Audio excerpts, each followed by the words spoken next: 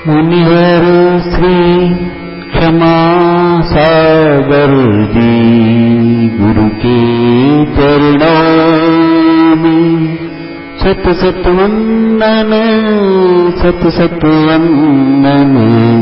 हम सब शीश नवाते हैं।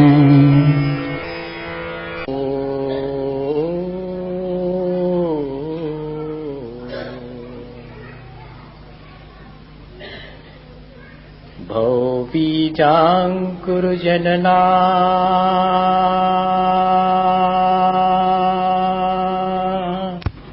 भवबीजांकुरजनना रागाद्याक्षयमुपागतायस्य ब्रह्मा वा विष्णुर्वा हरो जिनो वा नमस्तस्मै।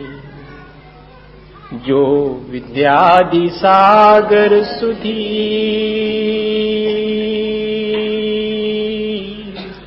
जो विद्यादि सागर सुधी गुरु हैं हितैषी शुद्धात्म में निरत नित्य हितोपदेशी।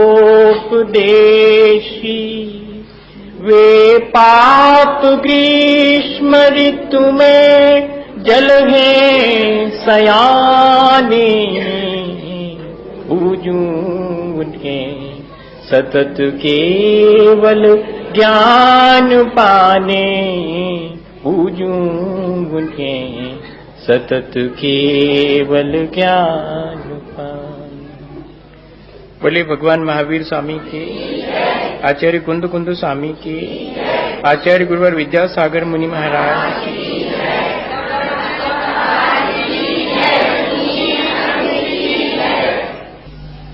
हम सभी लोग एक ही उद्देश्य से यहाँ हमेशा की तरह एक साथ मिलकर के बैठे हैं कि हमें अपने जीवन को जो शेष रहा है उसे अच्छा बनाने की प्रक्रिया पर अब समय रहते विचार कर लेना चाहिए। जीवन को अच्छा बनाने की सामर्थ्य हम सबके पास है। अच्छा जीवन वो है जिसमें कि बहुत सी भौतिक सुख सुविधाएं हैं। एक ही अच्छा जीवन वो है जिसमें आत्म संतोष और आत्म आनंद है। ये डिसीजन भी हमने पिछले दिनों ले लिया है कि भौतिक सुख हमने कई बार पाए हैं लेकिन उससे हमें असंतोष ही मिला है और हमें वे अभाव सद्भाव से ज्यादा पीड़ा नहीं दे पाते जितना कि सद्भाव हमें पीड़ा देता है। There are two tragedies in the life. व्यक्ति के जीवन में दो दुखद घटनाएं घटित होती हैं। एक तो जब उसे अपनी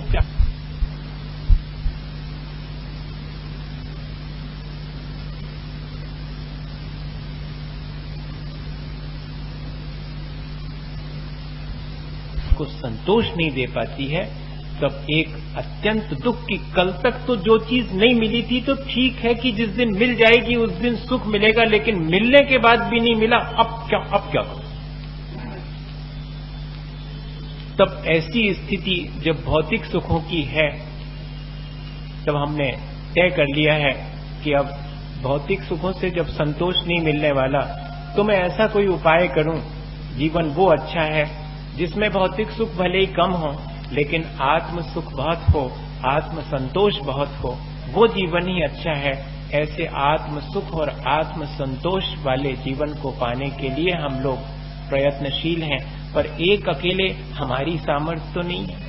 हम तीर्थंकर की हैसियत के तो नहीं है कि अपने आत्म सुख और आत्म संतोष पाने के लिए अपने आप ही मार्ग खोज लेवें और उस मार्ग पर एक अकेले चल पड़ें। हमें तो सहारा चाहिए। हम अपने जीवन को बिना सहारे के अच्छा बना ही नहीं सकते। बचपन में जब अपने आप नींद नहीं खुलती थी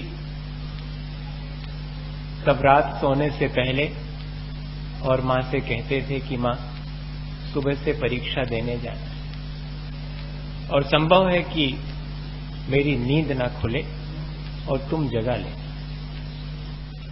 और फिर सोते सोते एक बार फिर से रिमाइंड कर देते थे माँ को कि देखो माँ, हो सकता है कि सुबह मैं जागने से इनकार करूं, अभी तो जागती हालत में मैं जगाने की बात कह रहा हूं, लेकिन हो सकता है कि जब सो जाऊं और तुम जगाओ और मैं इनकार कर दूं, और हो सकता है मैं तुमसे उस समय 2 कड़ी बातें भी कह दूं, तब तुम उन सबको इग्नोर करना, उन सबको अनदेखा कर देना, पर मुझे जगा जरूर लेना। और फिर उसके बाद हम निश्चिंत होकर के सो जाया करते थे। ये निश्चिंतता कहां से आती है? उस सहारे की वजह से जो सहारा हमने लिया है। एक ऐसा सहारा हम अपने जीवन में लें जो हमें अच्छे बनने के लिए प्रेरणा भी दे और निश्चिंतता भी दे।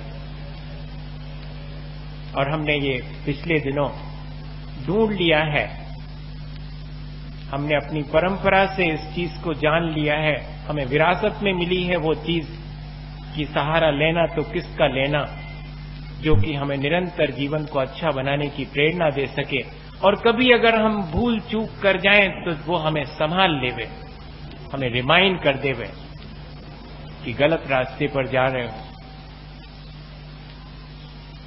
और वो सहारा है वीतरागी देव गुरु शास्त्र का सहारा, वीतरागता का सहारा। भगवान भी वीतरागी हैं, गुरु भी वीतरागता के मार्ग पर चलते हैं, जिनवाणी माँ भी वीतरागता का ही उपदेश देने वाली है। एक लाइन में अगर इन तीनों को हम देखना चाहें तो देख सकते हैं, देव जिनेन्द्र गुरु परिग्रह बिन धर्म दया जुत सारो, यही मान समकित को कारण अष्ट अंग जुत धार।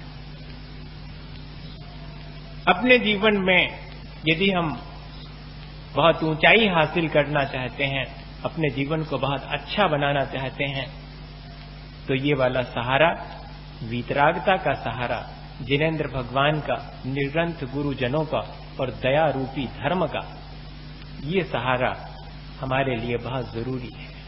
वो तो हमें मिला हुआ है।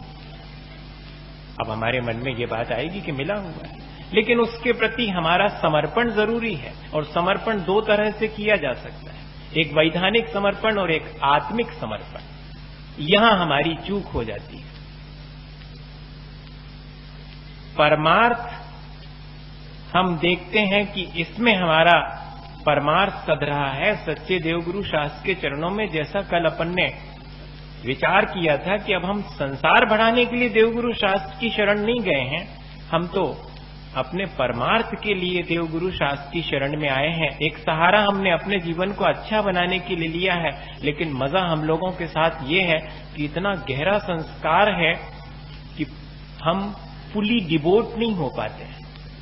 हम फिर भी वैधानिक रूप से, आत्मिक रूप से समर्पित नहीं हो पाते, क्योंकि मुझे ये बेनिफिट होने वाला है, इसलिए चलो सरेंडर हो जाओ, है ना? ऐसा होता है। अपन झुकते भी हैं, तब भी कोई ना कोई अपने भीतर आकांक्षा लेकर के ही झुकते हैं, अत्यंत आत्मीयता पूर्वक नहीं झुकते हैं। यहां जरूरी है कि जिसके प्रति हमने जिसको अपना, जिसकी शरण स्वीकार की है, जिसको सहारा माना है, उसके प्रति हम पूरी तरह से आत्मिक रूप से झुक जाएं। अगर आत्मीय समर्पण नहीं होगा तब क्या होगा? कभी भी कहीं बादल बरसते हैं तो कैसे बरसते हैं भैया? लो प्रेशर एरिया क्रिएट होता है और रेनफॉल हो जाता है, बादल बरस जाते हैं। लो प्रेशर एरिया होना चाहिए हमारे भीतर। जब तक अहंकार और मैं का दबाव ज्यादा होगा, लो प्रेशर एरिया नहीं बनेगा, रिसेप्टिविटी नहीं होगी, तब तक हमें वो सहारा हमारे जीवन को ऊंचा उठाने में मदद नहीं कर पाएगा। गागर अगर सीधी रही आवे और झुके नहीं तो भरेगी नहीं, खाली रही आएगी। अहले दानिश आम हैं, कमयाब हैं अहले नजर, क्या ताजुब की रह जाए दामन खाली।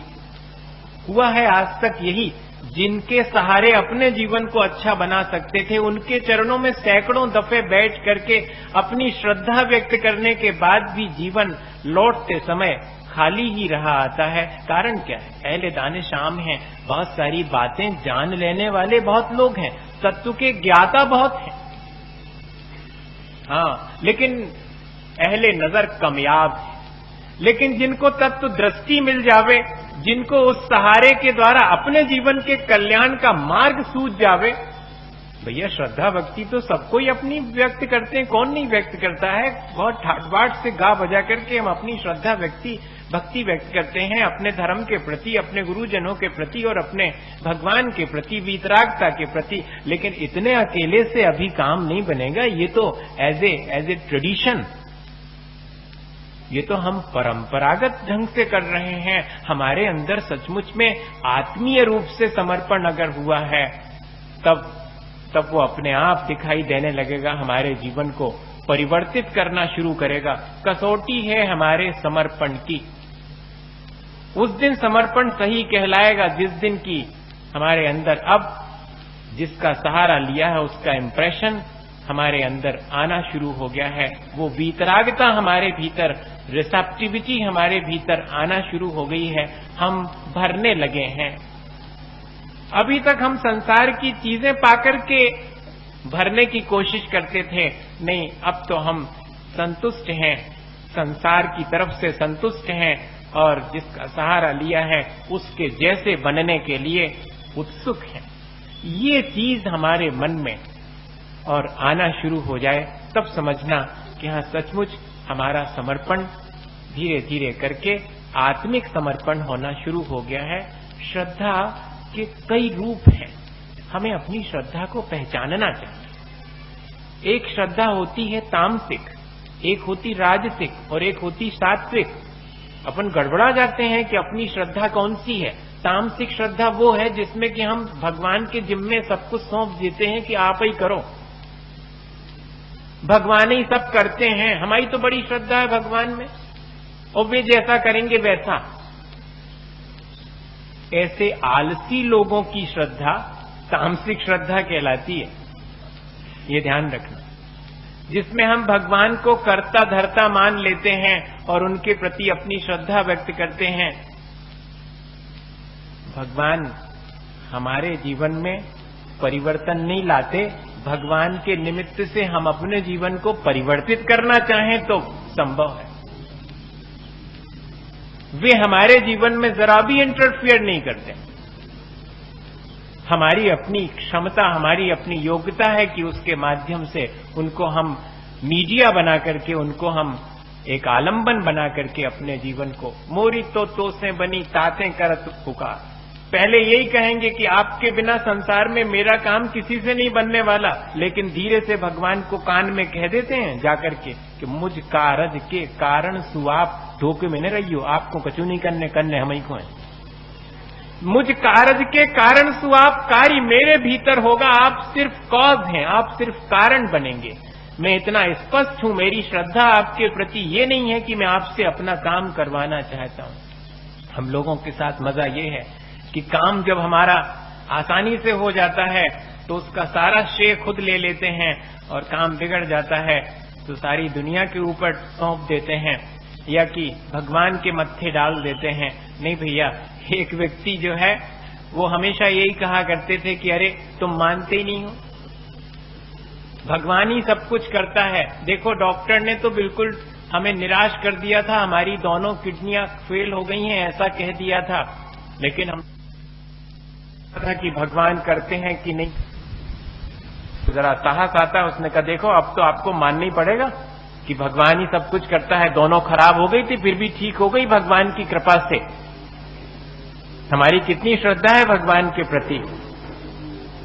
तो 5 मिनट तो वो कुछ नहीं बोले, फिर धीरे से कहा कि मुझे आपके भगवान के बारे में कुछ समझ में नहीं आता कि अगर आपके भगवान को आपकी किडनियां ठीक ही करने की थी तो खराब काहे को करी थी उन्होंने, जब वो ही सब कुछ करते हैं। जब उनने ठीक कर दी तो खराब ही काहे को करी। भैया ऐसी वाली श्रद्धा यहां मोक्ष मार्ग में काम नहीं आएगी। कि हम भगवान को कर्ता धर्ता मान लेवें कि वो ही सब कुछ करते हैं, या कि गुरुजनों को कर्ता धर्ता मान लेवें, या जिनवाणी माँ को कर्ता धर्ता मान लेंगे। अरे भैया, ये तो आलम्बन है, इनके माध्यम से हम अपने भीतर अपने परिणाम जब तक नहीं संभालेंगे तब तक इनके प्रति हमारा समर्पण भी हमारे जीवन में कोई परिवर्तन नहीं ला सकेगा। ये हमारी जिम्मेदारी। ऐसी तामसिक श्रद्धा छोड़ देना। राजसिक श्रद्धा वो कहलाती जिसमें हम अपनी महत्वाकांक्षाएं भगवान के माध्यम से पूरी करने की चेष्टा करते हैं। क्या करें, वो अब भगवान ही ऐसा चाहते हैं। मैं तो इलेक्शन लड़ ही नहीं रहा था, वो तो प्रेरणा हुई मुझे भगवान की। उन्होंने कहा लड़ो तुम और जीत जाओगे तुम। अरे वाह, मैं तो दुकान खोलने नहीं चाह रहा था, वो तो भगवान की प्रेरणा हुई मुझे सपने में कि खोलो तुम दुकान और खूब चलेगी। और तो ऐसी हर बात में अपनी महत्वाकांक्षा को पूरी करने के लिए भगवान को जब हम बीच में लाते हैं, ये राजसिक श्रद्धा कहलाती है। इससे भी बचना चाहिए भैया। ऐसा भी हमारे जीवन में होता है कि करते तो उपद्रव हम हैं और नाम लगा देते हैं कि क्या करें, वो भगवान ने ऐसे ही देखा होगा और वो चाहते ही ऐसा थे और हम उसमें क्या कर सकते हैं। और तीसरे प्रकार की श्रद्धा, अपनी श्रद्धा को अपन को टटोल के देखने का है और कुछ नहीं। जब अपन श्रद्धा और अपने समर्पण की ही बात कर रहे हैं, जब हमको अपने जीवन को अच्छा बनाने के लिए सहारा लेना है और वीतरागता का लेना है, और हमारा सौभाग्य है कि वीतरागता का सहारा हमें विरासत में मिला है, फिर इसके बाद भी हमारे अंदर कोई मेजर चेंजेस क्यों नहीं हो रहे? क्या आलंबन गड़बड़ है क्या? नहीं, आलंबन तो सही है, सहारा तो सही है। अब मुझे उस सहारा को किस तरह लेना है, मेरा अपना एटीट्यूड क्या होना चाहिए, न तामसिक होना चाहिए न राजसिक। अत्यंत सात्विक श्रद्धा है कि मैं अपना कर्तव्य भगवान ने जैसा उपदेश दिया है वैसा करूंगा, तब मेरा जीवन अच्छा बनेगा। यही भगवान के प्रति श्रद्धा सच्ची श्रद्धा है। जैसा भगवान ने उपदेश दिया है, जैसा जिनवाणी माँ हमें समझाती है, जैसा गुरुजन हमें बताते हैं, वो उपदेश ही सच्चा है। मेरी ऐसी श्रद्धा है और अब मैं उनके कहे अनुसार अपने कर्तव्य को पूरा करना शुरू कर रहा हूं, तब वो सात्विक श्रद्धा कहलाएगी। और जब अपने कर्तव्य को पूरा करना है तो कई लोग कहते हैं कि अपना कर्तव्य जब एक बार मालूम पड़ गया, भगवान ने बता दिया तो वही करो। अब भगवान के पास हो, गुरुजनों के पास हो, जिनवाणी के पास रोज रोज आने की क्या जरूरत? हाँ, ऐसा संभव है? नहीं। तब सात्विक श्रद्धा में एक बात और जुड़ी है कि जिससे हमने अपने जीवन को अच्छा बनाने की प्रेरणा ली है, उसके चरणों में 24 घंटे में एक बार माथा टेकने जरूर आना। उसके बिना काम नहीं बनेगा, ताकि वो हमारे अंदर इंस्पायर करती रहे वो चीज कि हाँ, बार बार मुझे उससे प्रेरणा मिलती रहे। भगवान के निकट आकर के बैठें और धन्यवाद दें कि आपके आलंबन से मैंने अपने जीवन को अब अच्छा बनाना शुरू कर दिया है। कल जब मैं आपके दर्शन करके गया था, तब दिन भर में कई मौके गुस्सा करने के आए और सब पर मैं चूक गया। सिर्फ एक मौके पर मैंने गुस्सा नहीं करी है। मैं आपके सामने आकर ये बताने आया हूं कि आपने तो यही कहा था कि मेरे जैसे शांत रहना, लेकिन मैं जरा असफल रहा हूं। 100 मौके में 99 पे चूका हूं, एक मौके पे सफल हुआ हूं। अब कल आऊंगा तो कोशिश मेरी इससे भी ज्यादा बेहतर होने की होगी। गुरुजनों के निकट भी जाकर के हम यही कहेंगे कि अभी तो हम संतोष समता का पाठ आपसे सीख रहे थे, अभी तो हमारे अंदर न संतोष आया है न समता आई है, लेकिन रोज रोज आपके चरणों में आकर के बार बार हमारे अंदर ये प्रेरणा मिलती है कि हमें भी ऐसे ही करना है। और जिनवाणी माँ के 4 पन्ने पलट करके उसमें यही तो लिखा है कि मुझे राग द्वेष नहीं करना चाहिए। मैंने बहुत राग द्वेष किया है, अब आगे से मैं जरा सावधानी रखूंगा। रोज अगर हम इस तरह से इन तीनों के आलंबन से कोई शिक्षा ग्रहण करके अपने जीवन में बेहतर बनाने की प्रक्रिया करें तो कोई बहुत बड़ी चीज नहीं है। हमें इनसे आंख तो मिल जाती है, लेकिन दृष्टि हमें अपनी स्वयं जागृत करनी पड़ेगी, बस इतना ही है। ये हमारी आंख तो खोल देते हैं, लेकिन हमारे अंदर जिस तरह के परिणाम हम इनके माध्यम से बनाना चाहेंगे, वैसे वो हमारी अपनी जिम्मेदारी है।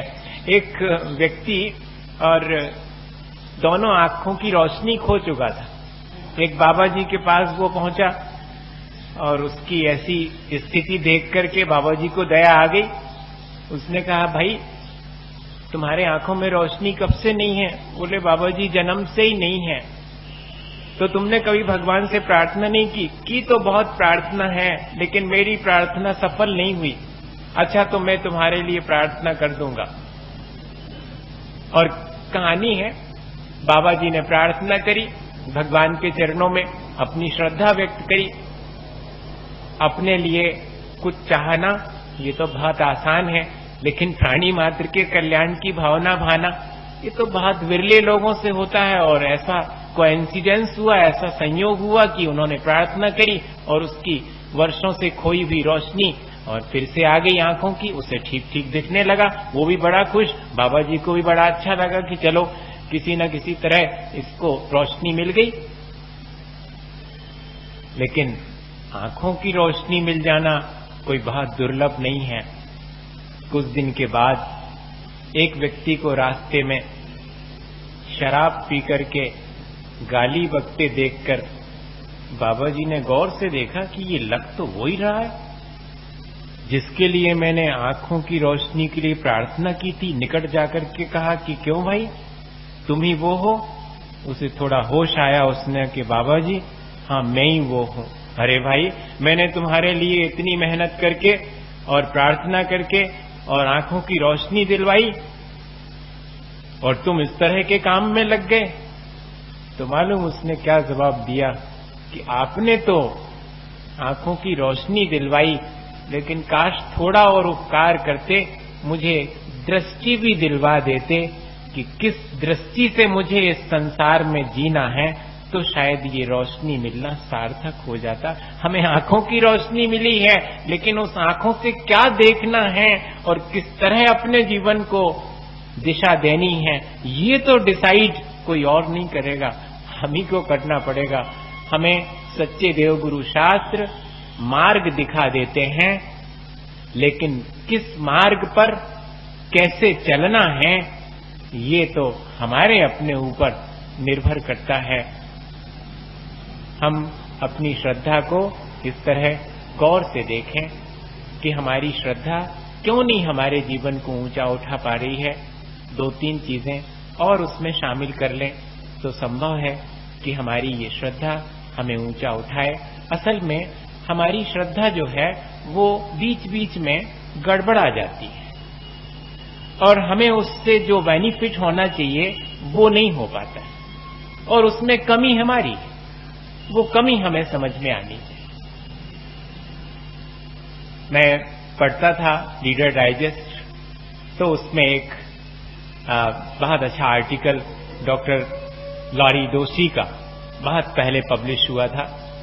उसमें उन्होंने लिखा कि हम अपनी श्रद्धा से फिजिकल नहीं, मेंटल डेवलपमेंट और स्पिरिचुअल डेवलपमेंट भी कर सकते हैं। तो मुझे बड़ा आश्चर्य हुआ कि यही बात तो हमारे आचार्य भगवंत भी कहा करते हैं कि अगर हमारे अंदर श्रद्धा है तो हम फिजिकली तो हेल्दी होंगे ही और स्पिरिचुअली भी हेल्दी होंगे। हम भौतिक रूप से तो समृद्ध होंगे ही, हम आत्मिक रूप से भी समृद्ध हो सकते हैं। और इन दिनों हम देखते हैं कि हमारा सारा का सारा सोच, हमारी श्रद्धा हमें भौतिक रूप से समृद्ध बना देवे, यहीं तक सीमित रह गया है, जबकि श्रद्धा इससे एक कदम आगे हमें भेज सकती है, आत्मिक रूप से भी संतुष्ट बना सकती है, आत्मिक रूप से भी संबद्ध बना सकती है। और वास्तव में हमारी श्रद्धा का वही काम हमें अपने जीवन में कर लेना चाहिए उससे।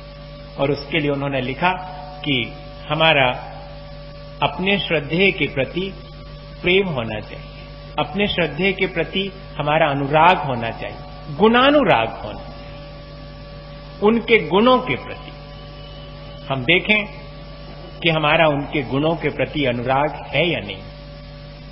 सब जानते हैं कि भगवान के कितने गुण हैं, गुरुजनों में कितने गुण हैं और जिनवाणी और अहिंसा धर्म कितने गुणों से युक्त है।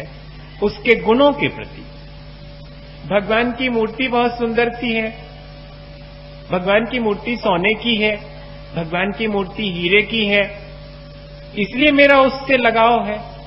नहीं, वो 3 लोक के नाथ हैं और संसार से पार उतारने वाले हैं, और स्वयं भी संसार से पार हो गए हैं, समस्त दोषों से रहित हैं। ऐसी गुणों के प्रति अगर हमारी श्रद्धा होगी, उनके प्रति हमारा अनुराग होगा, तो ही वो हमारा अनुराग, वो हमारी श्रद्धा हमें ऊंचा उठा पाएगी।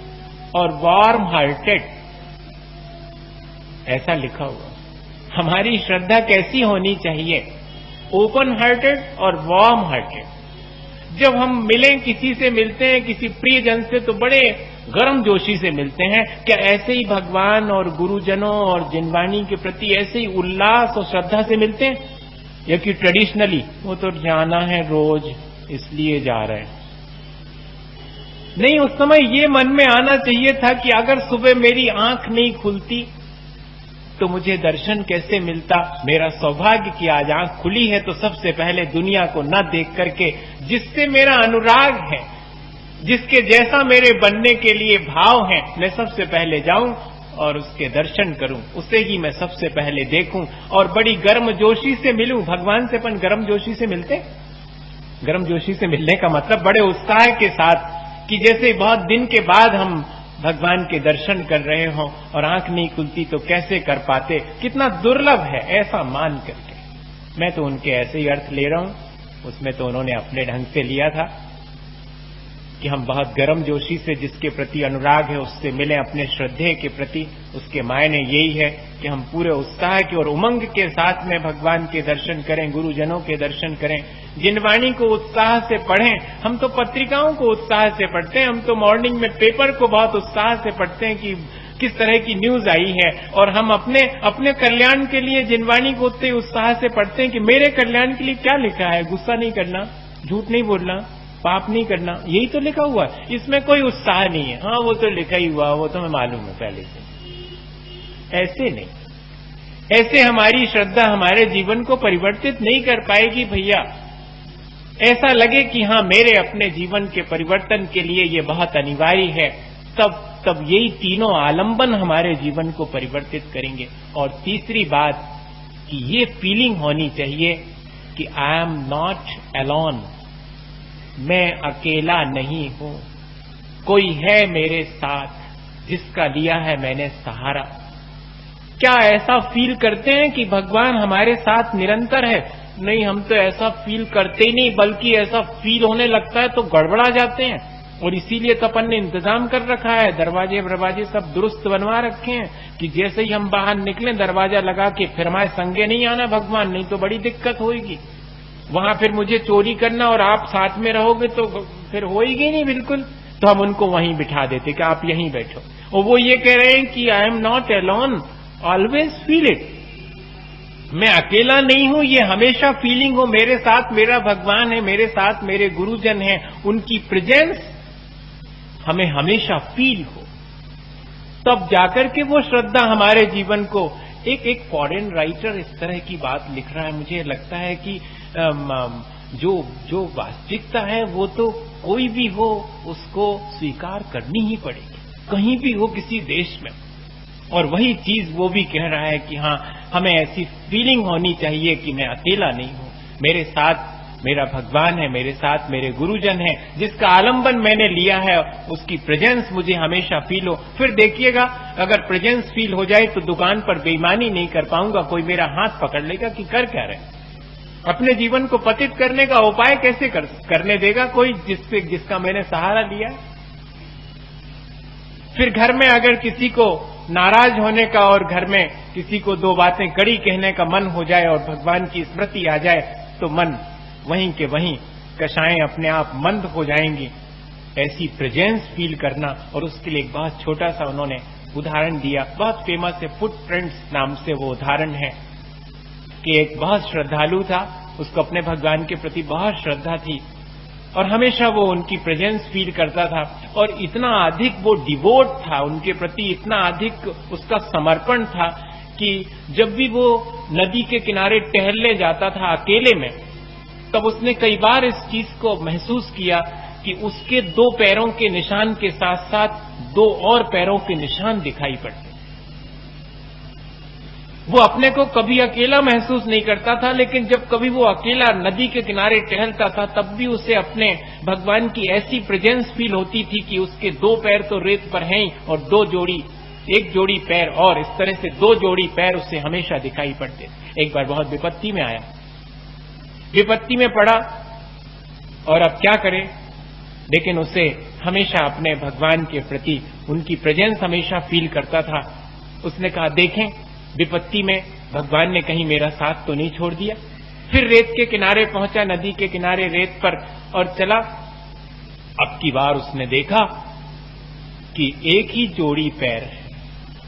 अभी तक तो 2 जोड़ी पैर दिखते थे, अब 1 ही जोड़ी है। यानी इतनी विपत्ति में सारी दुनिया ने तो मेरा साथ छोड़ ही दिया, भगवान ने भी मेरा साथ छोड़ा। अब तो इस विपत्ति से मुझे बचाने वाला कोई नहीं है। भैया विपत्ति आने पर अगर ये फील हो कि कोई है मेरे साथ, ये विश्वास हो, अगर ये श्रद्धान हो, तो विपत्ति तो आती है लेकिन उस विपत्ति से हम आसानी से निकल जाते हैं। संसार अपने आप में हमें दुख देने वाला है, इससे बड़ी विपत्ति और क्या हो सकती, जहां जन्म मरण की पीड़ा भोगनी पड़े। और बाकी विपत्तियां तो छोड़ो, इस विपत्ति से बचने के लिए हमने जिनका सहारा लिया है उसकी प्रेजेंस हमेशा फील होती रहे, तो विपत्तियों से और दुखों से हम आसानी से निकल सकते हैं। और उस समय उसे लगा कि कोई मेरे साथ नहीं है, उसने उलाहना दिया। पहली बार जिंदगी में उसने अपनी श्रद्धा के चलते उलाहना दिया। जैसे अपने मन में भी कई बार आ जाता है उलाहना कि मैंने इतनी पूजा करी, इतना भक्ति करी और क्या मिला मुझे। और जैसे ही उसके मन में ऐसा विचार आया और वहां से आवाज आई कि मैं तो तुम्हारे साथ ही हूं। अरे तो जब आप मेरे साथ हैं तो जब भी आप साथ में रहते थे तो 1 जोड़ी पैर और दिखाई पड़ते थे, लेकिन अभी तो बिल्कुल नहीं दिखाई पड़ रहे, मेरे ही पैर दिखाई पड़ रहे हैं। तब आवाज क्या आई कि वो दोनों तुम्हारे पैर नहीं हैं, वो मेरे ही हैं। मैंने तो तुम्हें अभी इस समय विपत्ति में गोद में उठा के रखा है, पैर तो मेरे ही हैं। भैया अगर इतनी श्रद्धा हो, इतना हमारा समर्पण हो, तो आलंबन हमें हमेशा विपत्ति से बचा करके और आत्म सुख और आत्म संतोष की तरफ ले जाने वाले आलंबन हैं। हम सच्चे देवगुरु शास्त्र का ऐसा आलंबन लेकर उनकी प्रेजेंस फील करें, उनकी प्रेजेंस फील करते हुए उनसे उत्साह के साथ अपने जीवन को अच्छा बनाने के लिए कोई संदेश लेते रहें, तो कोई वजह नहीं है कि हमारा जीवन अच्छा न बने। इसी भावना के साथ कि हमारा जीवन अच्छा बने और हम अपने जीवन को सार्थक करें। बोलिए आचार्य गुरुवर विद्यासागर मुनि महाराज। हे गुरुवर शाश्वत सुख दर्शक, यह नग्न स्वरूप तुम्हारा है। जग की नश्वरता का सच्चा दिग्दर्शन करने वाला है। जग विषयों में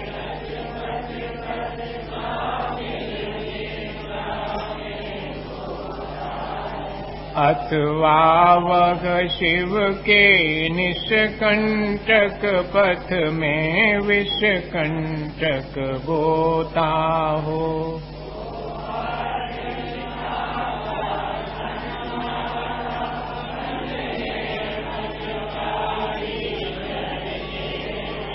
तब शांत निराकुल मानस तुम तत्वों का चिंतन करते हो।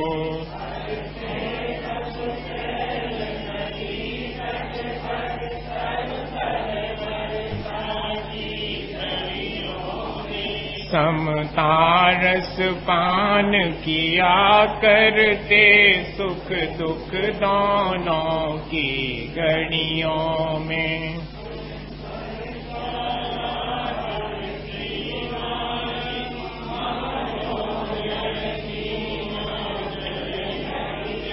भवबंधन तड़ तड़ टूट पड़े, खिल जावे अंतर की कलियां।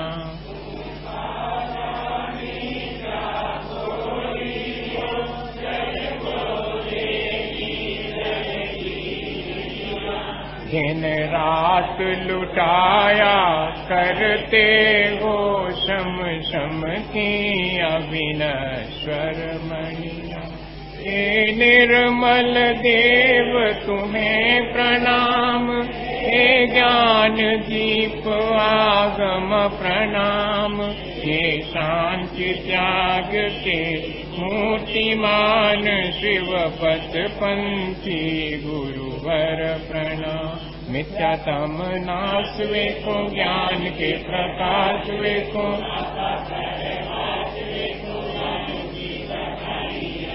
चाहो द्रव्य जान वेको बंदे विद्वान वेको, सपर पहचान वेको परम प्रमाणी है।